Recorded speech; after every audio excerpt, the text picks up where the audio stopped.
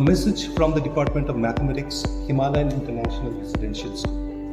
Nowadays, our children do not find mathematics scary at all. This is because we are using a number of hands-on learning methods to teach a concept. We integrate various games to our maths lessons, and wherever possible, we try to relate mathematical concept with our daily life.